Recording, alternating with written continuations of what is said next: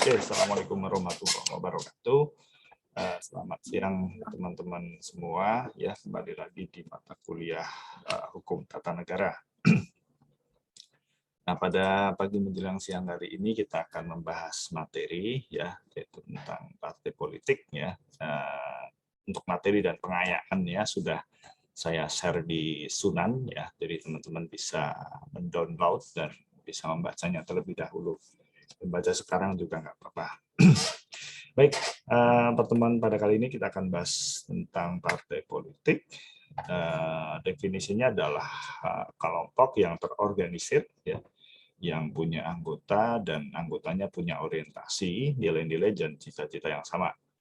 Partai politik ini definisinya juga mengartikan bahwa mereka adalah bertujuan untuk kekuasaan politik dan merebut kedudukan politik dengan cara yang konstitusional, ya. Jadi partai politik itu anggotanya punya orientasi, punya cita-cita, punya nilai-nilai, punya keinginan, ya, punya gambaran ideal tentang sesuatu. Ya. Dan partai politik itu bertujuan untuk kekuasaan politik ya dengan merebut kedudukan politik dengan cara konstitusional. Ya. Jadi sama dengan pengertian-pengertian umum lainnya bahwa partai politik itu adalah tujuannya adalah untuk berkuasa ya. Kepentingannya adalah untuk berkuasa ya. Jadi tidak ada kawan abadi dan tidak ada musuh abadi, yang ada adalah kepentingan abadi. Kira-kira itu gambaran partai politik.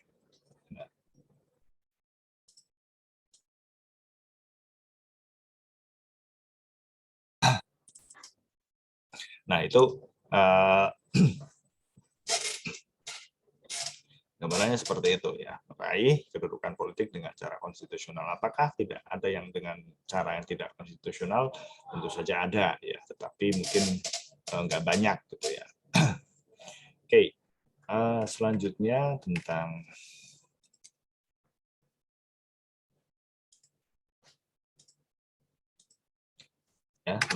tentang partai politik. Ini menurut Hellman ya, adalah sebuah agen kepentingan yang memiliki peran penting ya, bukan perang ya, tapi peran penting untuk menstabilkan demokrasi dan membantu demokrasi agar lebih terasa di akar rumput gitu ya. Jadi dia sebagai katalisator atau sebagai jembatan dalam demokrasi dan membantu demokrasi lebih terasa di akar rumput. Katalisator itu maksudnya adalah dia yang kemudian menyambungkan antara ide-ide dan gagasan-gagasan dari rakyat banyak kepada rakyat banyak yang lain, dan kemudian untuk membantu juga demokrasi terasa di akar rumput. Jadi orang lebih terasa, ini saya sebagai sipil ya, sebagai seorang warga negara adalah dengan mengikuti partai politik salah satunya.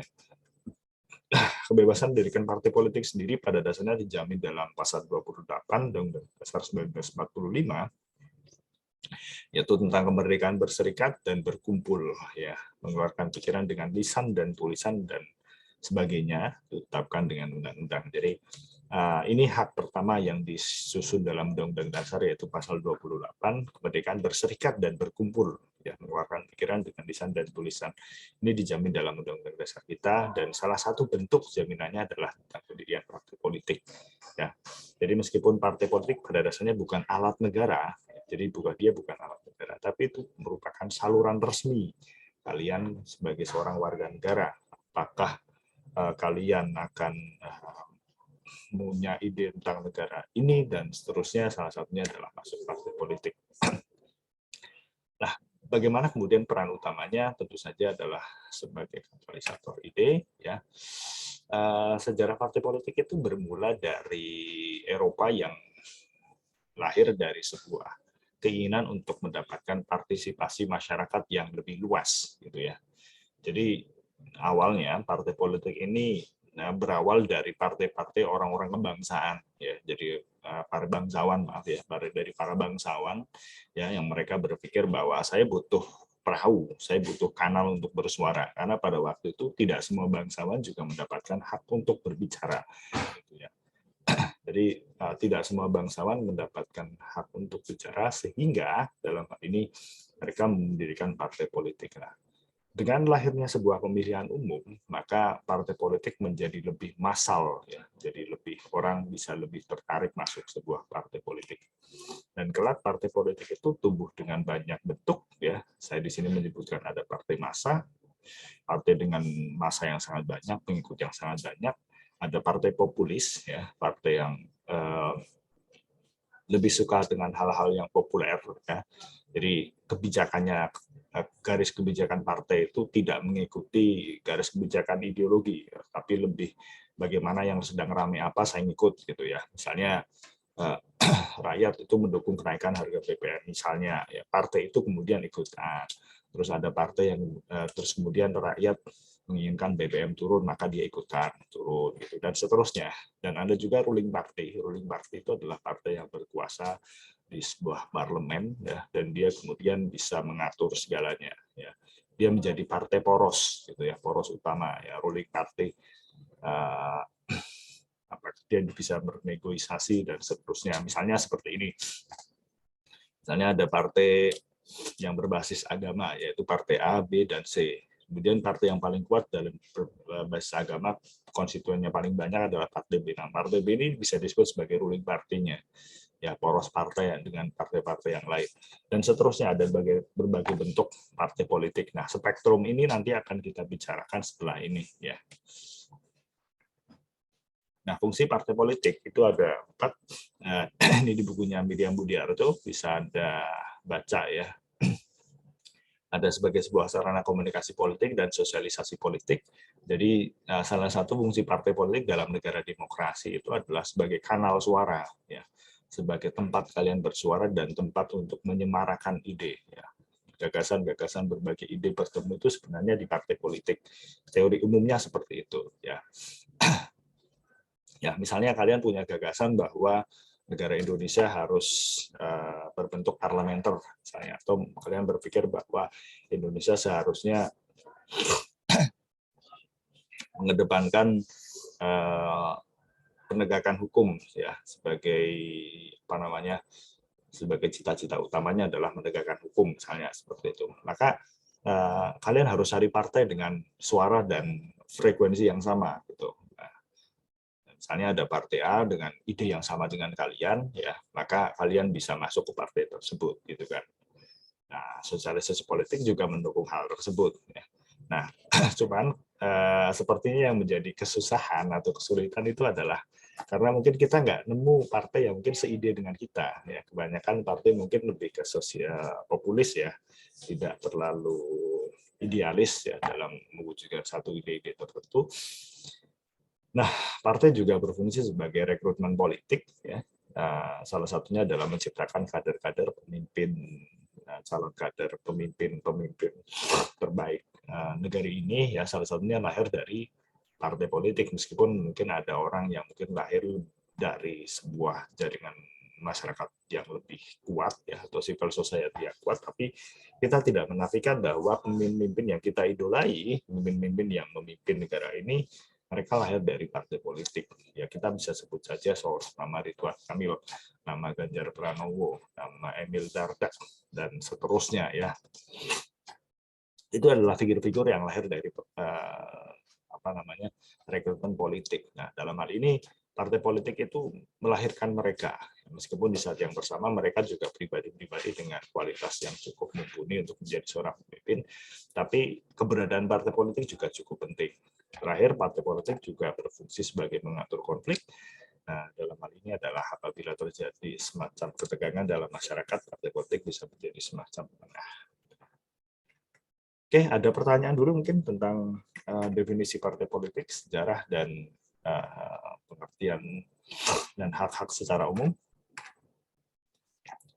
Ada pertanyaan, silakan.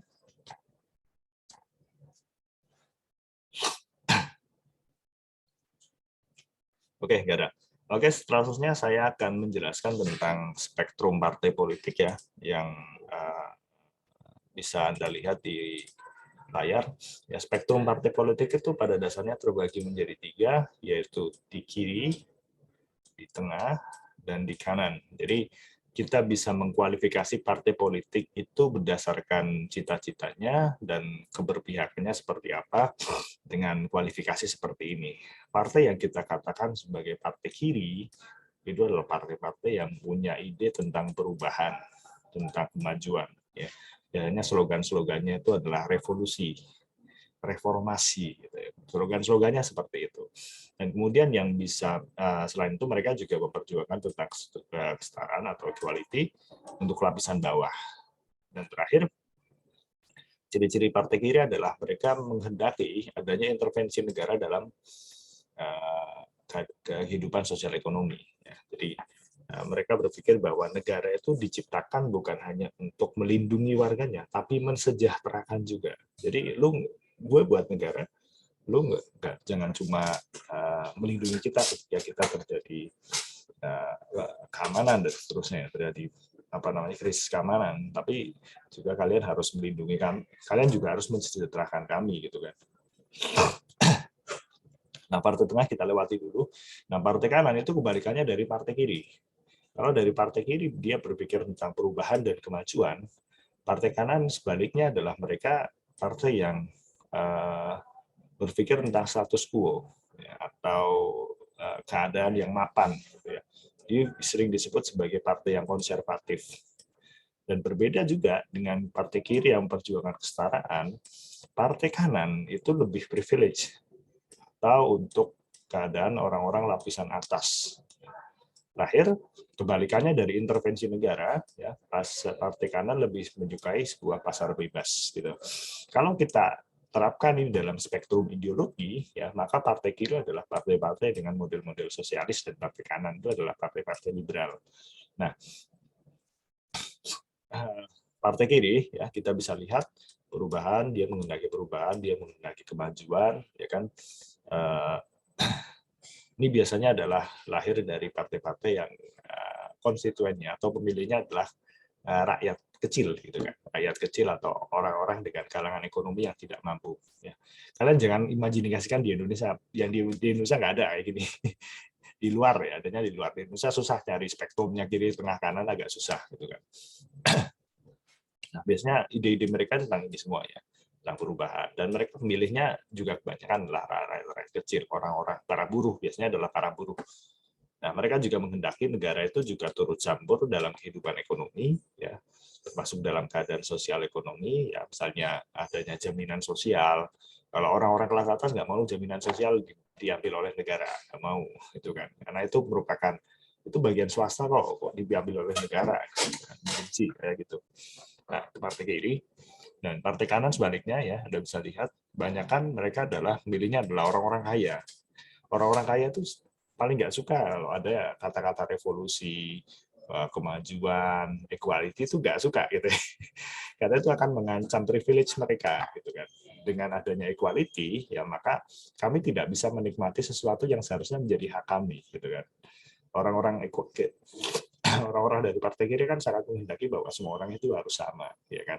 Tapi orang kanan kan nggak.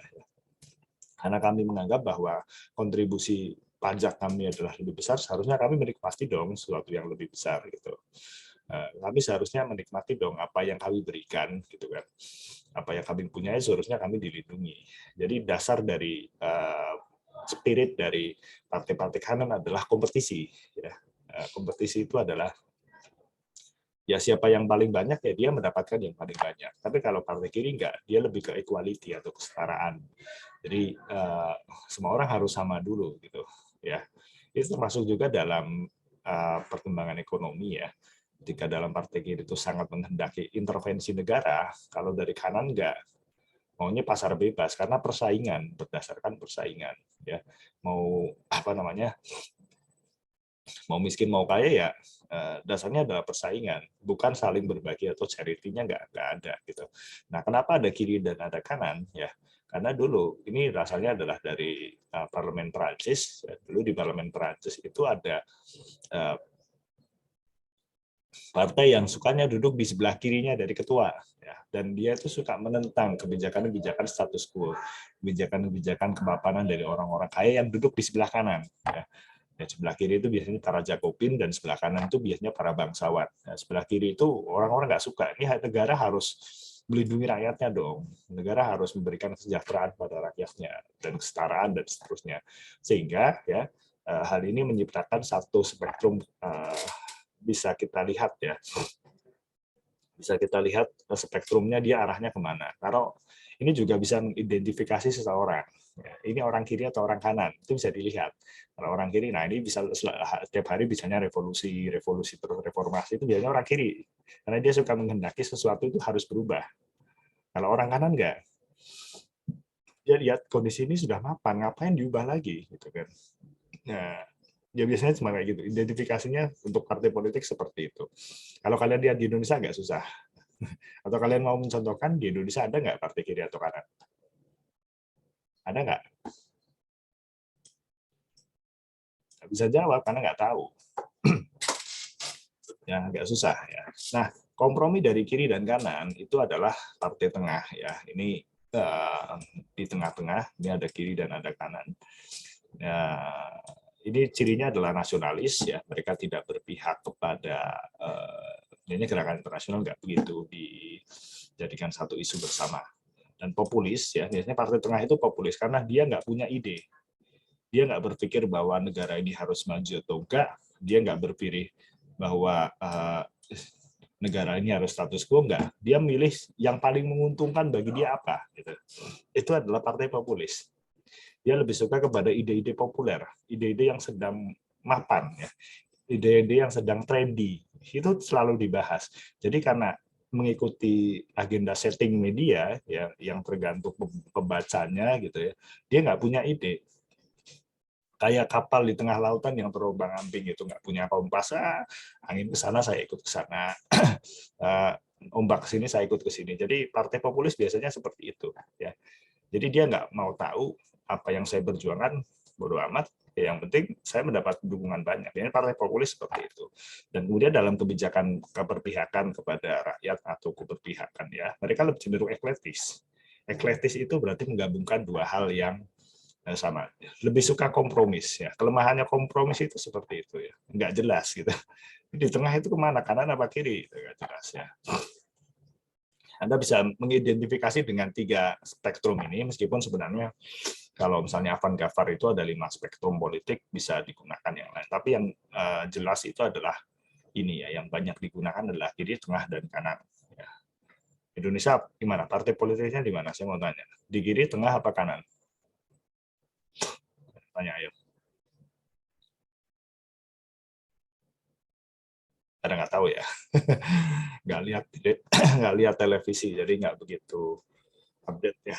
Nah ini anak-anak muda nih, apa namanya? Ya, kadang-kadang ada podcast melek politik ya, sekali-kali ikut nimbrung di situlah. Ya meskipun apa namanya tingkat kepercayaan kita terhadap partai politik mungkin tidak setinggi terhadap lembaga yang lain, tapi sekali-kali ikutlah menguji wawasan kalian di hadapan banyak orang. Ada pertanyaan dulu, Gin, dari teman-teman?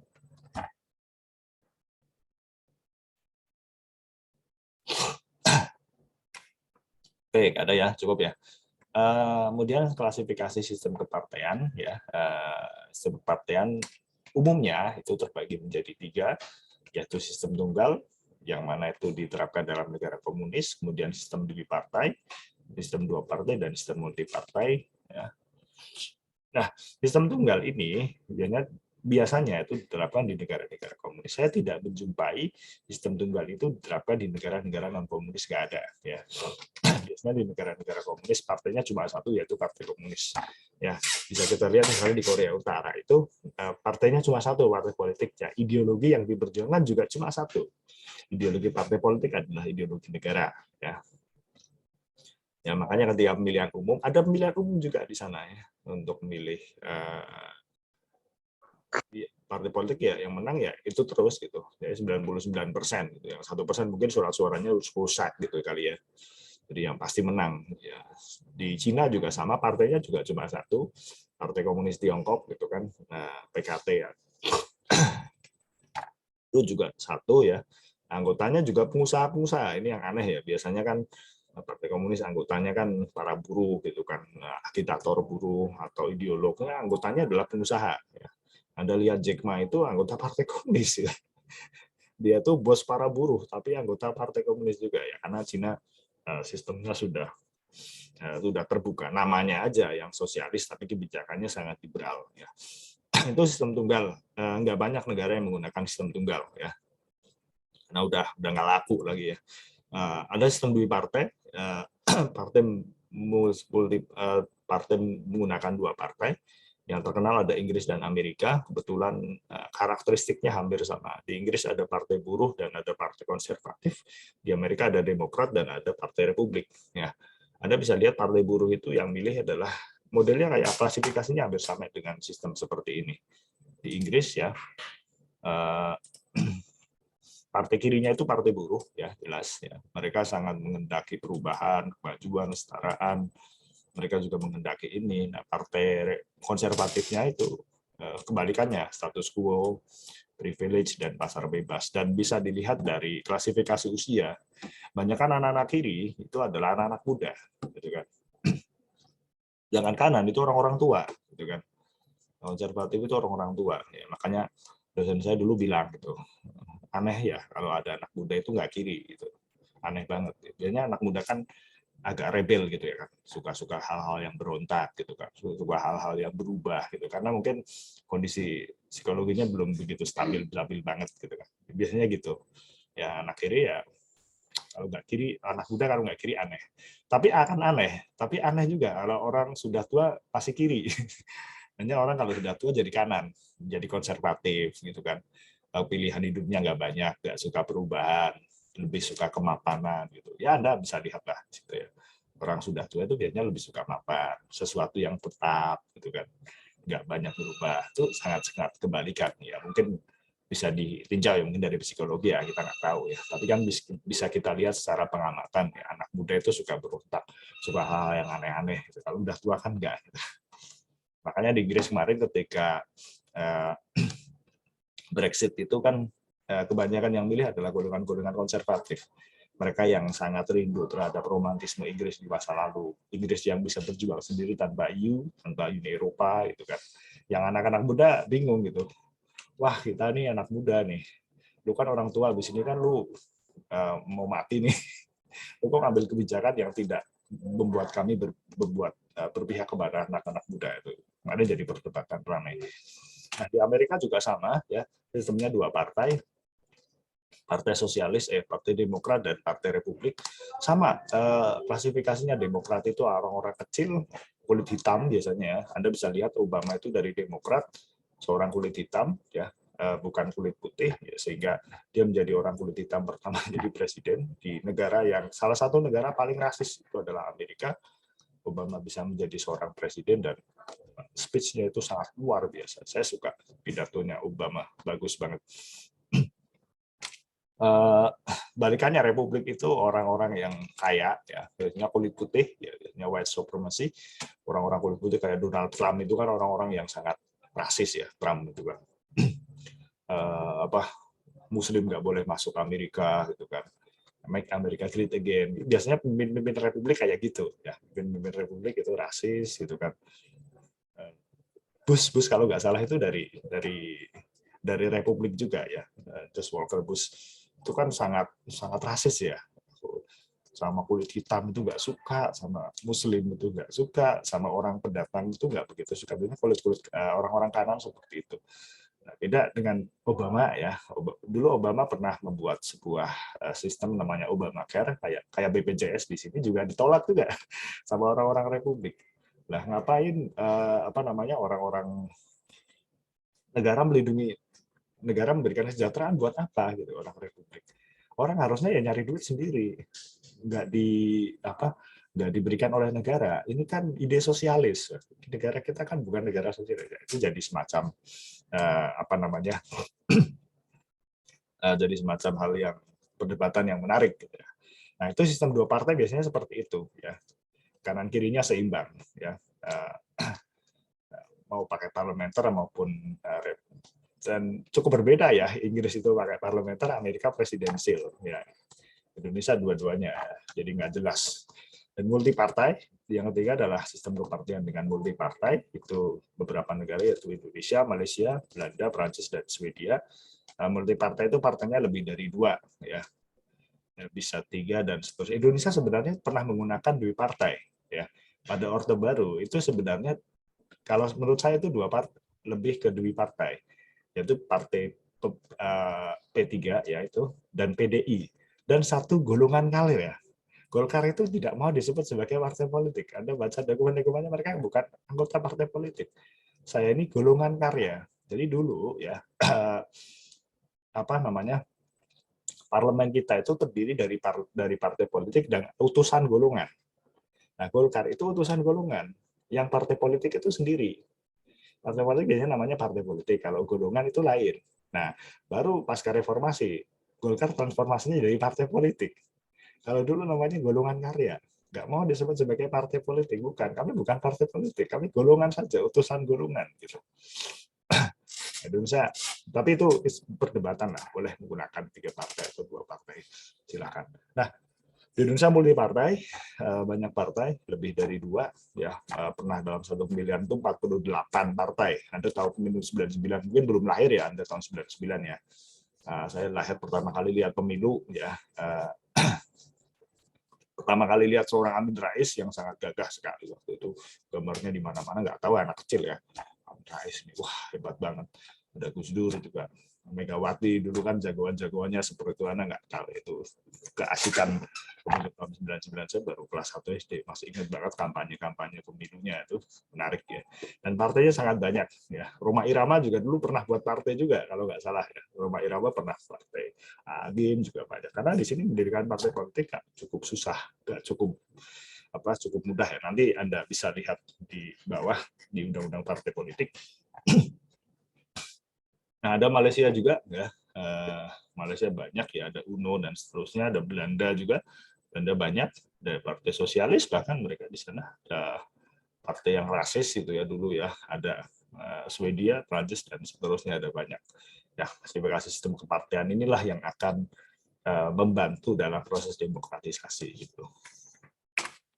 Ada pertanyaan dulu sebelum kita masuk perkembangan partai politik di Indonesia?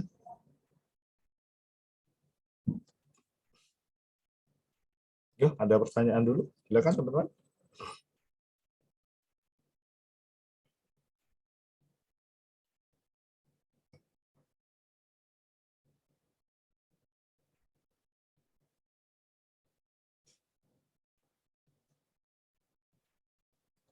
Oke.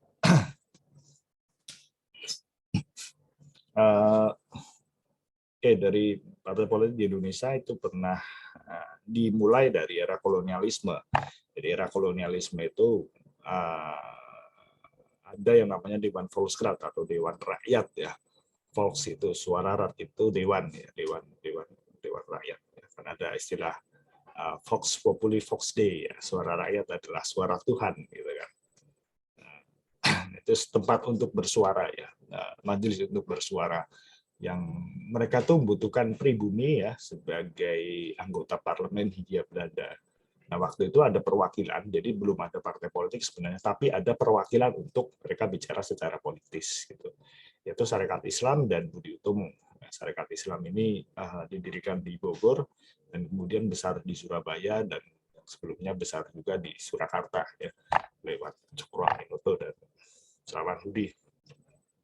Nah, Sarekat Islam waktu itu perwakilannya 3 ya, Abdul Muiz, Agus Salim, dan Cokro Aminoto. Budi Utomo saya nggak tahu, seingat saya Wahidin dan beberapa yang lain juga duduk di anggota di Volkskrad. Ini era kolonialisme, pertama kali ada partai politik. Sebenarnya bukan partai politik, lebih kepada perwakilan partai politik. Nah, kemudian pada era revolusi fisik juga ada partai politik, ya, yaitu dibentuk melalui KNIP, yaitu atau Komite Nasional Indonesia Pusat. Jadi pertama kali Indonesia didirikan 17 Agustus 1945 pasca proklamasi, Indonesia nggak punya alat kelengkapan negara. Ya, yang baru ada itu cuma Badan Peradilan karena melanjutkan dari Hindia Belanda, birokrasinya masih ada, Presiden, Wakil Presiden, dan tentu saja yang belum ada adalah MPR dan DPR. Jadi jangan Anda bayangkan ketika Indonesia baru pertama kali didirikan ya 17 Agustus langsung ada MPR dan DPR ya, belum ada waktu itu ya. Belum ada. Maka dari itu dibentuk yang namanya KNIP atau Komite Nasional Indonesia Pusat ya. Yang tugasnya adalah membantu pemerintahan Soekarno waktu itu, membantu presiden untuk menjalankan pemerintahan. Cuman waktu itu KNIP akhirnya mengeluarkan maklumat nomor X, maklumat wakil presiden nomor X. Jadi bukan nomor 10, ini harus diingat ya. Jadi maklumat nomor 10 tertanggal 16 Oktober 1945 ya. Isinya adalah merubah KNIP menjadi parlemen, kemudian anjuran bentuk partai politik yang di mana partai politiknya berjumlah 29 partai politik. Nah, jadi parlemen pertama kita bukan DPR, Dewan Perwakilan Rakyat. Selama hampir 10 tahun Indonesia berdiri, ya waktu itu belum punya parlemen kita. Belum punya parlemen yang dipilih secara langsung, belum ada. Ya. Parlemennya lewat ini. Ya. Nah, jadi KNIP dulu jadi parlemen, dan kemudian membentuk partai politik, yaitu namanya maklumat nomor X. Ini berlaku terus sampai 15 tahun. Ya. Maklumat nomor X ini masih berlaku terus sampai akhirnya dicabut dengan dekret presiden. Nah, ini setelah itu jadi 29 partai yang berdiri, dan jangan dibayangkan waktu itu kondisinya sedemokratis itu ya, jangan dibayangkan seperti itu saja karena kondisinya sangat susah. Kita baru merdeka dan masih ada perlawanan-perlawanan dengan Hindia Belanda sehingga menyebabkan belum maksimal ya, dalam ini belum terlalu maksimal.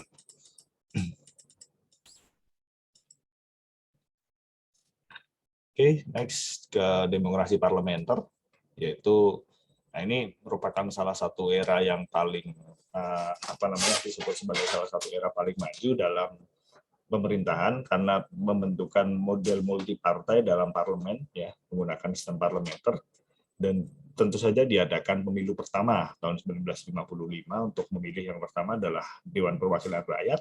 Pertama kali kita memilih secara langsung Dewan Perwakilan Rakyat, dan yang kedua adalah memilih anggota konstituante. Nah, anggota konstituante ini bertugas untuk menyusun kembali konstitusi negara Republik Indonesia yang dianggap terlalu singkat ya, dibuatnya terlalu singkat sehingga harus dibuat yang bagus gimana lah, karena waktu itu nggak ada waktu untuk kita mikir yang berat-berat, nggak ada waktu ya. Orang kita mau ditembak, masa mau mikir sesuatu yang berat itu nggak mungkin. Jadi mereka harus gimana negaranya berdiri dulu aja ya, yang lain nyusul gitu ya. Nah, termasuk konstitusi kita tuh nyusul gitu. Makanya mereka membentuk yang namanya Dewan Konstituante. Nah, Dewan Konstituante ini menyusun konstitusi sampai akhirnya pemerintahan dengan model parlementer, di mana posisi parlemen cukup kuat, ya, sering menggunakan mosi tidak percaya terhadap kabinet, gitu ya. Nah, ini perolehan suara dalam pemilu 55, 4 partai teratas untuk DPR itu sendiri Anda bisa lihat ada PNI, ya, ada Masyumi, ada NU, dan ada Partai Komunis Indonesia. Masing-masing mendapatkan suara yang berbeda. Tertinggi adalah PNI mendapatkan 57 kursi, diikuti Masyumi. Kemudian NU mendapatkan 45 suara dan PKI mendapatkan 39 kursi maksudnya. Kemudian untuk konstituante Anda bisa lihat ada PNI, ada Masyumi, kemudian diikuti NU dan PKI. Jadi ini 4 partai terbesar pada tahun 1955. Ya. 1 partai nasionalis, 2 partai agama, partai Islam, dan 1 partai komunis yang menjadi poros. Cuman ya salah satu hal yang menjadi catatan itu adalah kabinetnya itu mudah berubah ya. Jadi karena gampang mendapatkan mosi tidak percaya, kabinet mudah jatuh. Jadi sekali tidak mendapatkan dukungan dari parlemen, maka kabinet itu akan jatuh sendirinya gitu ya. Dan karena dukungan parlemen itu tidak bisa bersifat 1 periode ya 5 tahun, tapi tergantung kondisi politik tertentu, maka untuk kabinet dalam pemerintahan parlementer Indonesia itu tidak ada yang bertahan lama. Anda bisa lihat di layar ini, bisa lihat kabinetnya Natsir itu cuma 2 tahun ya, 1,5 tahun lah. Kabinetnya Sukiman juga nggak ada 1 tahun. Kabinetnya Wilopo, lihat Anda lihat 1 tahun, ya nggak ada yang lebih dari 2 tahun kabinet pada parlementer, sehingga menyebabkan pemerintahan itu tidak stabil. Nah, Anda bayangkan presidennya sekarang adalah Jokowi. 1 tahun kemudian diganti menjadi Pak Prabowo. 1 tahun kemudian diganti misalnya Pak Sandiaga Uno. Kemudian diganti menjadi siapa? Di Pak Jokowi lagi misalnya ya. Terus seperti itu, karena berubah terlalu cepat, sehingga kebijakannya berubah-ubah juga, sehingga orang menjadi bingung. Pemimpin negaranya, Soekarno, jadi bingung. Jadi ketika Perdana Menteri juga diganti, kabinetnya juga diganti, menteri-menterinya diganti semua. Jadi misalnya bulan ini, menterinya mengeluarkan kebijakan ini. Nah, kemudian kabinetnya diganti, kan ganti menteri baru lagi. Dan ini sebenarnya lebih apa ya, lebih tidak stabil daripada sebuah reshuffle kabinet, gitu kan. Ya, tidak seperti dalam presidensial di mana menteri bisa diganti oleh kabinet. Di sini parlementernya sangat kuat. Parlemen nggak suka sama menteri itu, menterinya diganti bisa. Oh, yang buat parlementernya kok. Nah, sehingga menyebabkan Soekarno menjadi tidak sepakat dengan model demokrasi yang seperti ini karena dianggap ya bukan model demokrasi Indonesia, karena terlalu apa namanya terlalu sederhana banget gitu ya, tidak mencerminkan demokrasi asli Indonesia, sehingga apa namanya parlemen ini diganti ya, dan kemudian juga konstituante juga dibubarkan ya, karena dianggap tidak mencerminkan, tidak tidak segera membuat konstitusi yang baru ya sampai tahun 59, sehingga kita beralih kepada model demokrasi terpimpin yang berlangsung antara tahun 59 sampai tahun 1966. Yang sebenarnya diawali dulu dari pembubaran Dewan Konstituante, lalu Dewan Dekret Presiden 1959, dan kemudian yang paling penting adalah pembubaran partai politik, yaitu Masyumi dan Partai Sosialis Indonesia. Nah, Masyumi dan PSI ini itu adalah partai yang sangat kritis terhadap Soekarno. Ya. Jadi Anda jangan bayangkan Pak Karno itu dulu orang yang debatnya tanpa tanding. Enggak. Pak Karno juga banyak lawan politiknya juga. Orang yang nggak setuju dengan idenya Pak Karno itu banyak, terutama adalah politikus-politikus dari Partai Sosialis Indonesia dan dari Masyumi ya.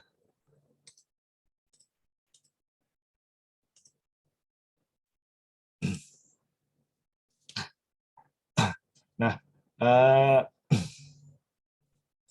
kemudian DPR juga diganti dengan DPR gotong royong ya, berdasarkan perpres, hanya berdasarkan peraturan presiden saja. Dan terakhir adalah Soekarno membentuk semacam koalisi apa namanya, koalisi yang memungkinkan dia tidak ada orang yang kritis terhadap dia gitu ya. Sebuah koalisi, bukan koalisi permanen sih, tapi sebuah koalisi di mana tidak ada orang yang bisa bersikap kritis terhadap Soekarno. Dia membentuk satu kabinet namanya Kabinet Nasakom yang terdiri dari NU mewakili unsur agama, PKI mewakili unsur komunis, dan PNI mewakili unsur nasionalis ya. Jadi disatukan jadi satu ya, sehingga menjadi satu kabinet yang mereka tuh diharuskan untuk mendukung Soekarno, karena sudah tidak ada lagi partai yang kritis terhadap Soekarno, yaitu PSI dan Masyumi. Ini saya tunjukkan pembubaran partainya lewat sebuah SK. Anda bisa lihat, ini saya ambil dari Arsip Nasional Republik Indonesia. Bisa Anda lihat pembubarannya,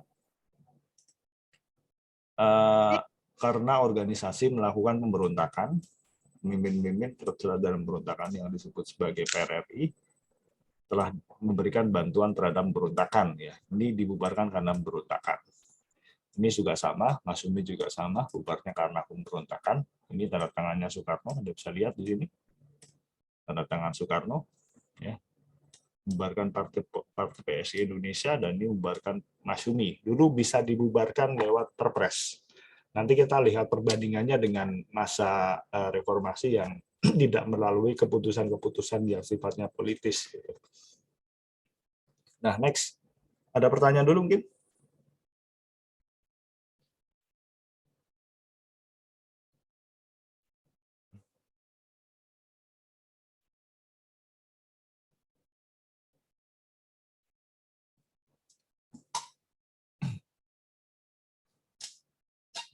Ada pertanyaan dulu?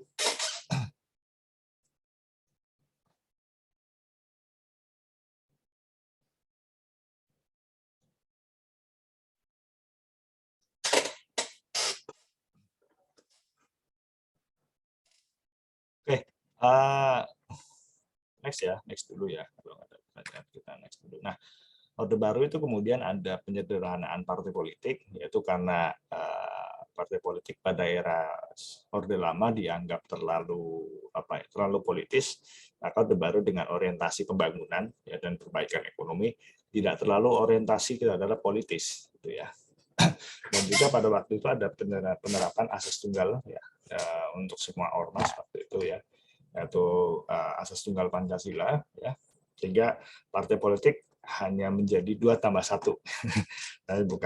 Saya lebih cenderung kepada Indonesia 2 partai politik saja sih, karena Golkar nggak mau. Tapi kalau informasi umumnya adalah dibagi menjadi 3, yaitu PDI, P3, dan sebuah golongan karya, gitu ya. Dan golongan karya ini karena dari Pak Harto, ya, kemudian didukung dengan jaringan bisnis, dia memenangi semua pemilihan pada masa Orde Baru, gitu kan. Anda bisa lihat angka kemenangannya Golkar dari tahun pemilu 71 pertama kali dibentuk sampai tahun 97 ya. Nah, mereka menang di atas 60% suara ya, dan jumlah kursinya juga hampir separuh dia ya. Ya, bahkan pernah menang hampir 75% suara pada tahun 1997 gitu kan.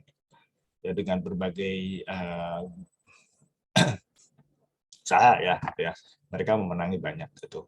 Dan ditambah di parlemen waktu itu ada utusan golongan dari militer yang berjumlah 100 orang, sehingga menyebabkan partai ini bisa berkuasa lebih lama ya, kuasanya bisa berkuasa lebih lama karena seharusnya kan parlemen bisa menjadi kontrolnya dari presiden, tetapi waktu itu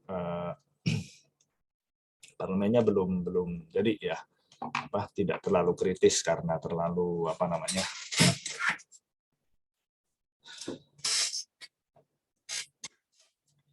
tidak terlalu kritis karena lebih banyak mendukung pemerintah gitu ya.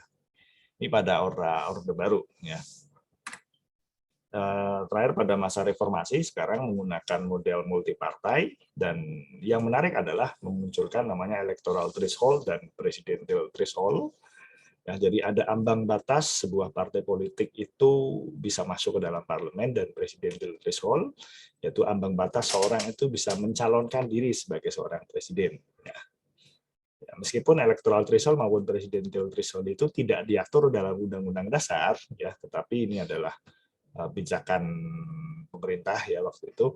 Ya, meskipun partai politik itu boleh boleh berdiri, tetapi tidak semuanya bisa masuk parlemen, gitu ya. Tidak semuanya masuk parlemen. Dan presiden juga sama. Meskipun konstitusi kita menjelaskan bahwa syarat-syarat menjadi presiden itu mungkin semua orang Indonesia bisa ya, semua orang Indonesia, tapi harus ada ada syarat-syaratnya yang lain gitu. Di konstitusi itu hanya tertulis bahwa seorang presiden itu harus didukung partai politik atau gabungan partai politik, gitu kan. Jadi partai politik atau gabungan partai politik. Nah, ini ya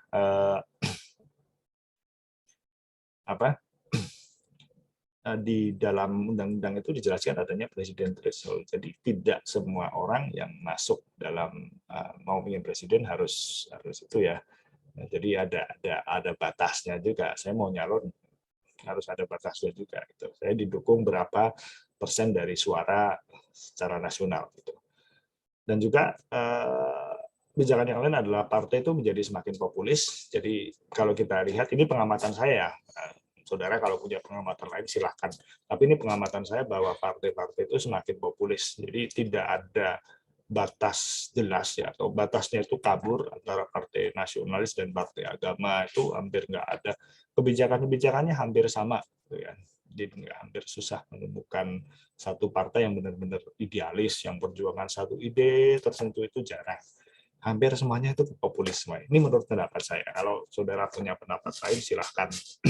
Tapi yang paling penting di sini adalah penggunaan negara hukum itu adalah tentang pembubaran partai politik, ya, yaitu lewat satu mekanisme melalui Mahkamah Konstitusi. Itu diterapkan di Undang-Undang Dasar, yaitu pembubaran partai politik melalui Mahkamah Konstitusi.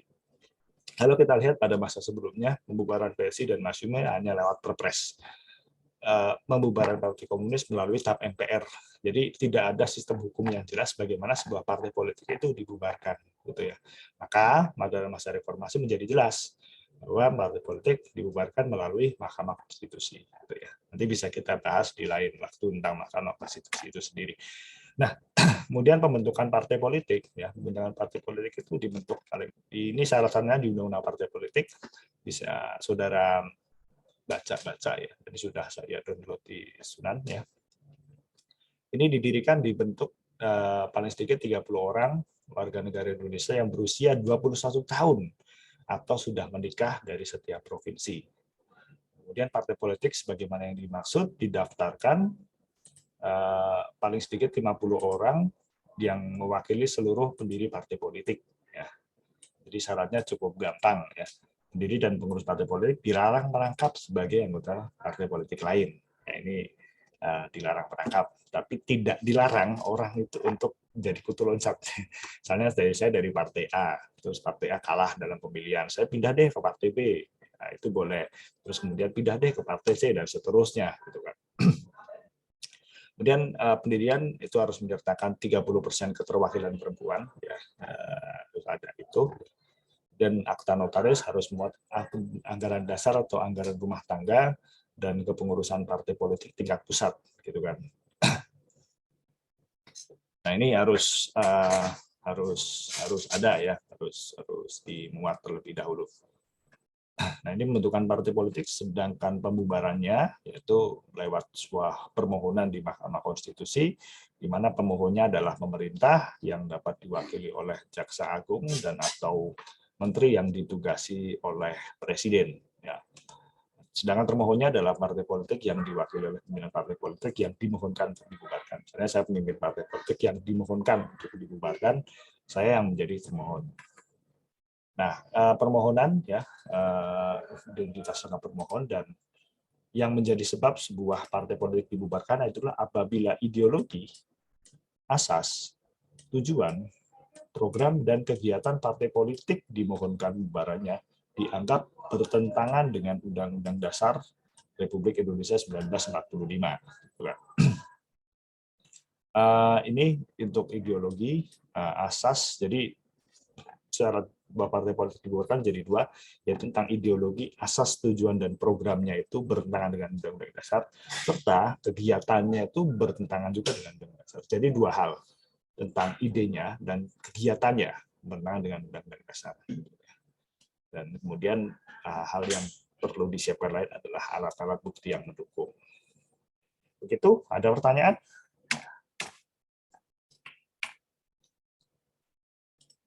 Ada pertanyaan dari teman-teman?